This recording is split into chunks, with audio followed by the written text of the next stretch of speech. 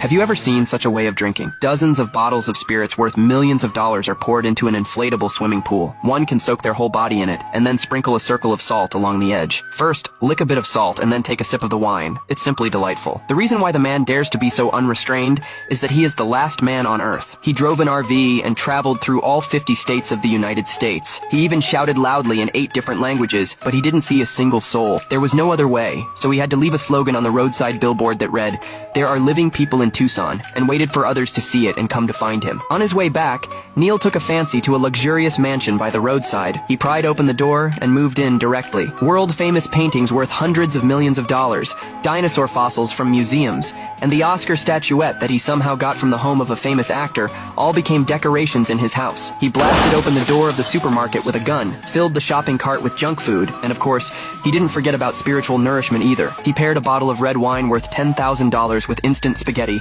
taking a sip that cost $400 each time. He wasn't satisfied with ordinary bowling, so he replaced the bowling pins with fish tanks and then braked the pickup truck sharply. After that, he got crazier and crazier. He started throwing the bowling cart around. Such a carefree and happy life lasted for nearly a year. One day, Neil opened the calendar, and it happened to be his birthday. He couldn't help but miss the past, the company of his family, and the warmth of hugs. But now, he could only wish himself a happy birthday all alone. 5 months later, Neil had become no different from a beggar. The luxurious mansion had turned into a garbage dump, and the swimming pool had become a cesspool. He even thought that the swimsuit aunties in the magazines looked pretty. Although he had the whole world, he was getting less and less happy. At this time, Neil remembered a female model he had met briefly once, so he smashed the window glass and took the initiative to strike up a conversation with her. As a result, he accidentally broke her arm. His fantasy as a geek was instantly shattered, and Neil felt that life was no longer worth living. So he sprayed his own epitaph on a huge rock in the suburbs and planned to end his life by crashing his car. But at the last moment, he slammed on the brakes because not far away, he saw a wisp of smoke from a cooking fire. This meant that there were other living people in the world. He rushed over there as fast as he could,